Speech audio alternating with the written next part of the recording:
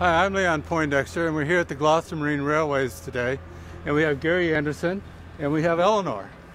The carving is inspired by a carving that's up at the Peabody Museum by Samuel McIntyre, and it's a carving he used to sell other figureheads and pieces. It's a typical of the type that were built right about that time. It's a model, so it's a little bit smaller, but this is pretty much in the same position.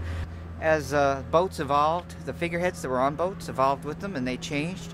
And there was about a 40 or 50 year period that the figurehead was actually built on either side of the stem, like this one is. So we were trying to do it as close to what it would have gone on there as possible.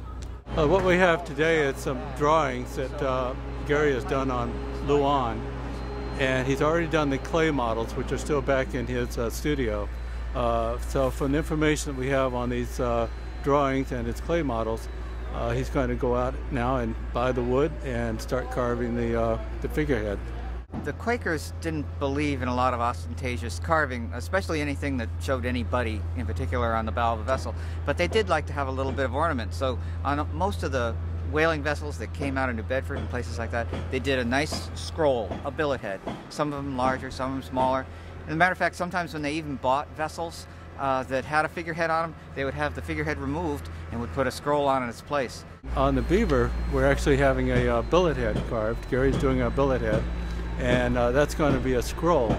The Quakers shunned the idea of too much ornamentation, and so they favored billet heads instead of figureheads. On the previous episodes, you've watched us build the head rails, and now we have the billet heads are coming along.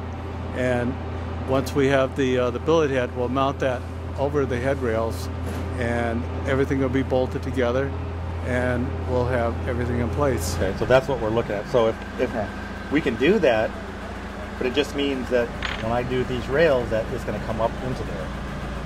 I've gotten to work with a lot of really good craftsmen, and that's one of the great things about doing what I do, is I work with different people who build the ships, and I do the ornament that's on it. But now at this stage, I've got to make sure that the ornament that I make fits the work that people like John and Leon have been designing here and building. So now we've got to meld the two together. Well, that's all the time we have for this episode, but check back with us again. And pretty soon we'll be mounting these on the vessels, and the Beaver is going to go in the water in a couple of weeks, and we'll be hauling up the Eleanor. So lots of things are going on. Things are moving along very quickly now, and watch us again.